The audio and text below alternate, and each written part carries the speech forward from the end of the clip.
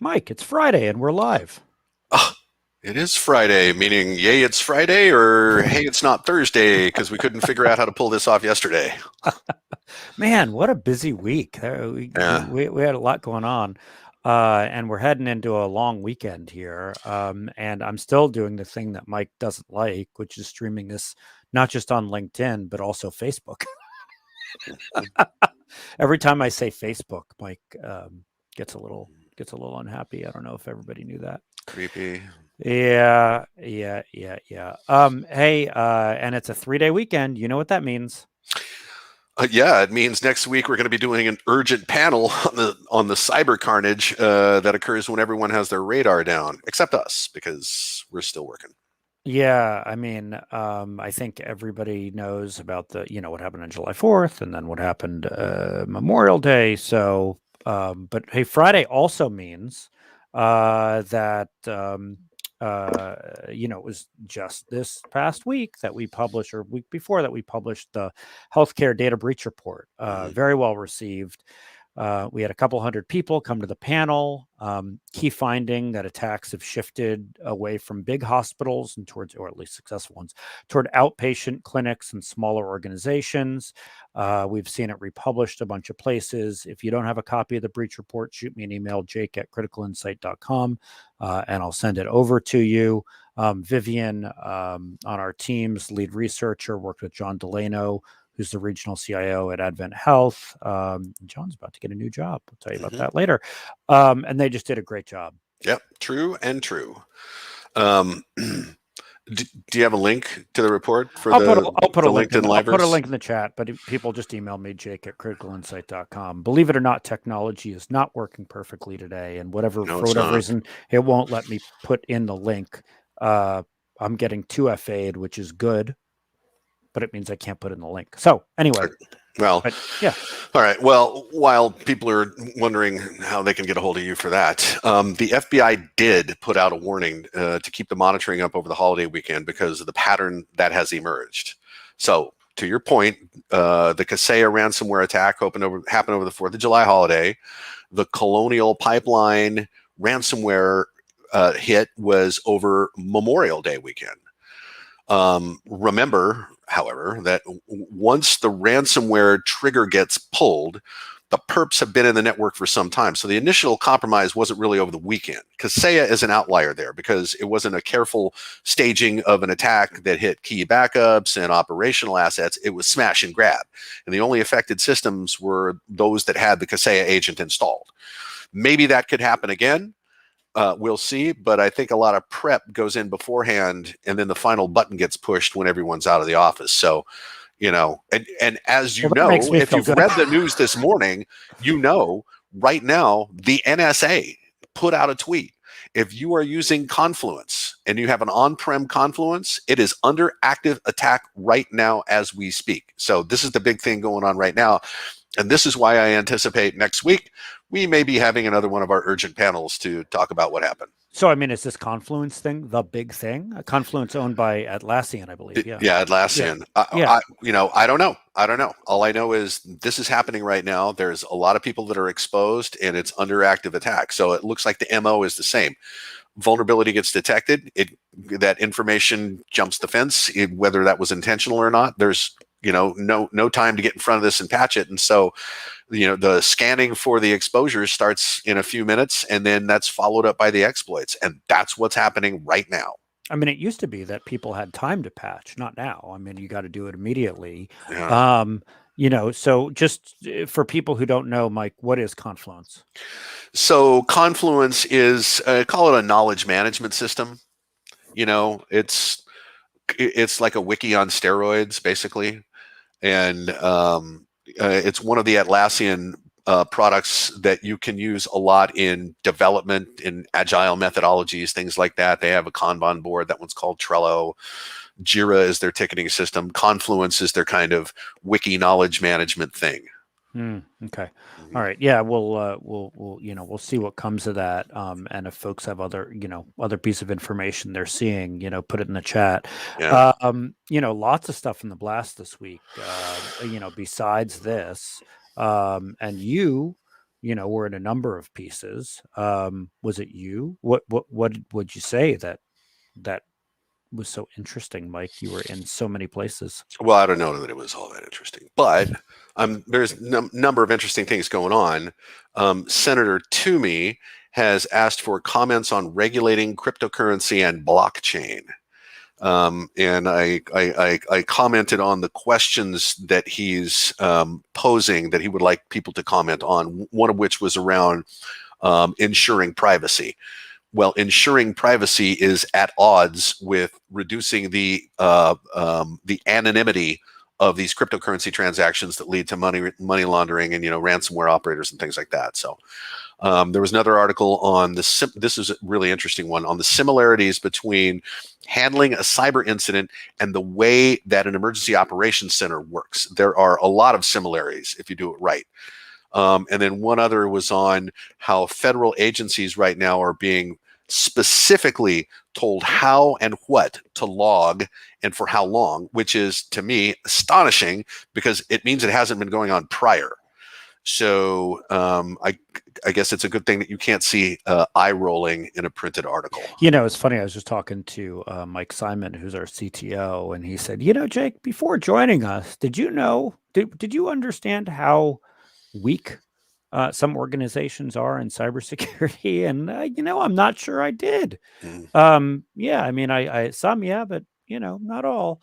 And that one is really scary that they weren't doing that before.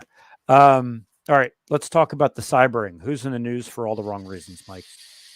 I read an interesting piece of research about how ransomware attacks in U.S. schools and colleges cost $6.5 billion in 2020.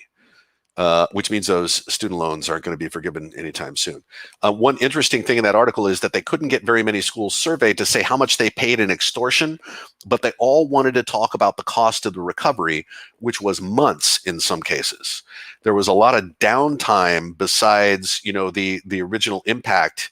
But then once, they were able to restore, the tail was really long, and that's what cost a lot of money.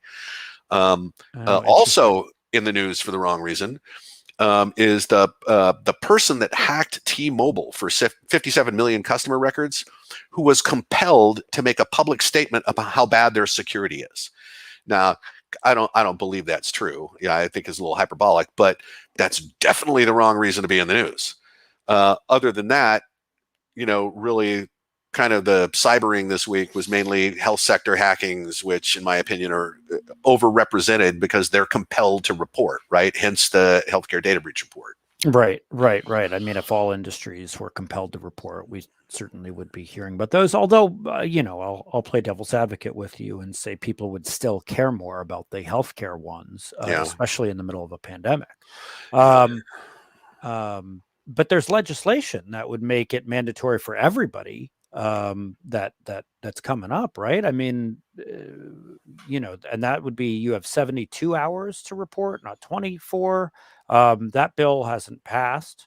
Apparently the private sector is on board with 72 hours. I haven't heard that much opposition, although somebody in the comments here a few weeks ago said it'll never, that it'll never happen. I don't know. That reminds me, though, thinking about DC, we talked about that meeting at the White House with the private sector that resulted in a bunch of commitments from Google and Apple and IBM, right? Yeah. So the most interesting thing about that article to me was the list of attendees.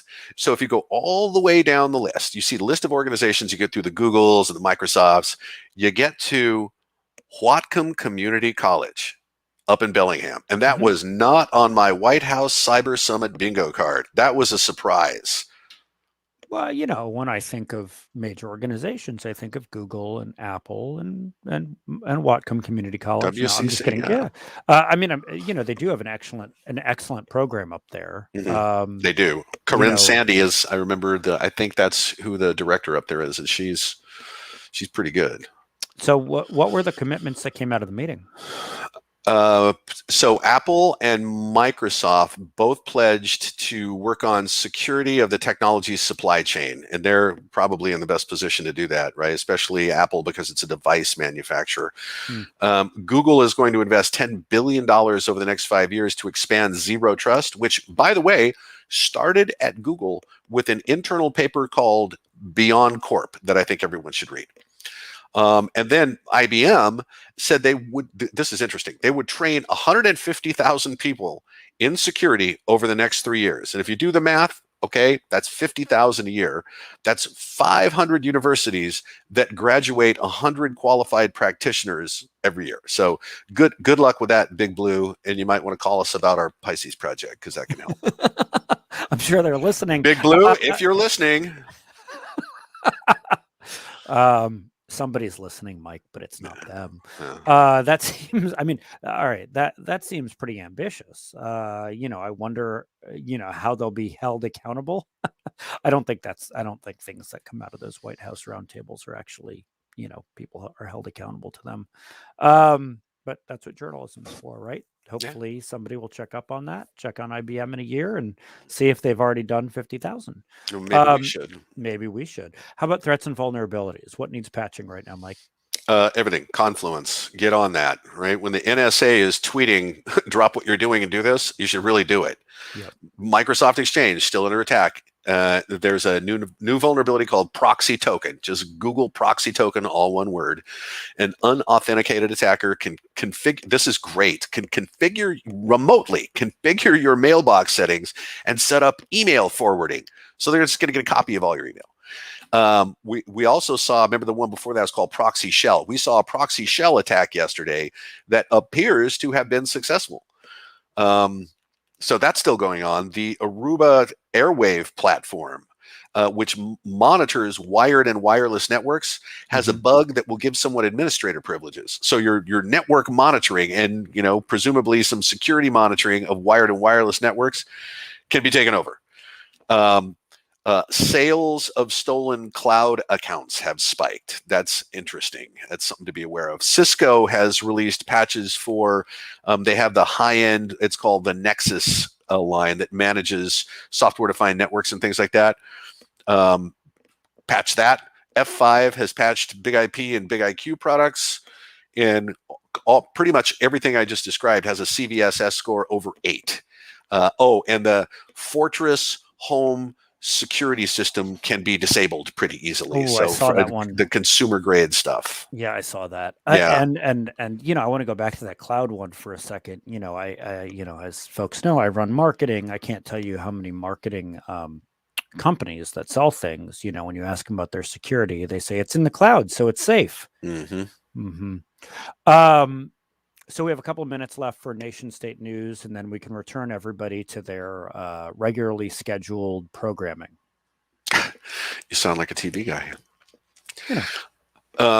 So I think to me the big news this week is speculation on 30,000 foot view news. Speculation on why China did the exchange hack against everyone in the world and what they may have stolen. The prevailing narrative right now, or at least the one that I'm reading, is that it's being used to train machine learning algorithms on every one of us, using what's known about our identities, our calendars, with whom we correspond, our movements, everything they can get their hands on. And remember, they have the Office of Personnel Management data that has never been found in the wild after stolen, Equifax data, and possibly, and this should scare you, Jake, your Marriott points. Everything. Not my Marriott points. Your Marriott points, right? So something bad is brewing. And when you look at the way that the Chinese government controls its own people, this seems right on brand. And then one more thing about China. The Australian government announced they were going to look into the origins of the COVID-19 virus. Immediately, the Chinese bots swarmed government networks, scanning for vulnerabilities and exploiting the ones they found. So this is how we're going to roll from now on. I hate to say this, but the day may come when we have to drone a data center. Wow. Yeah. I mean, all focused on China. You know about Russia enjoying that one. All right, we're out of time. Kicker, you're supposed to leave us with a smile at the end of this. It's Friday before Labor Day weekend. You got something that's going to leave us with a smile, or? Well, I know something that makes it's the stuff that makes me smile. Okay, and I have an odd sense of humor, and everyone's just going to have to live Oh with that. no! So Oh no! this What? week, Oh yeah, I'm it's the new scared. website they set up in Texas, right? You have, of course, heard about the Texas law that was just held up by the Supreme Court, right? The one that creates the ability for anyone to sue anyone that assists someone in terminating a pregnancy, right? So Yep. Texas sets up this site for anonymous tips. The site does not verify your email address or identity in any way. So, Oh. of course, many have gone to work gaming the site with bogus reports and we'll just say images. And one guy not only made a script to flood the site, he made an iOS shortcut to make it easier for non-technical folks to add their opinions as well. So hack on, people, because you're doing a great job. Remember when the But K-pop stands did this yeah, before, right? I mean, it's the same tactic, but just applied a different way. And I've talked about, cyber activism and how it is manifest. We are going to see more and more of swarming like this, I think. I mean, how would they not realize that? I mean, abortion's a controversial issue. Maybe if we put up a website, like what? Okay, Dude, because Texas. but well, they of Okay. all people know that it's a controversial issue, and Yeah. anyway, they need to secure their reporting systems. Hmm. All right, everybody. Well, hey, back to the urgent news. If this Confluence thing turns out to really be a big deal, we will do an urgent webinar next week. So watch your inboxes for that, or just email me, Jake at criticalinsight.com, and I'll let you know if it's happening. Have a very safe 3-day weekend. Yep. If you're in Washington State, good luck with the ferries. And if Kayaking is better than ferries anyway, so do that. Kayak across the sound, whatever Hmm. works for you, Hmm. and have a great day. Yep. Have a great weekend, Bye. everybody.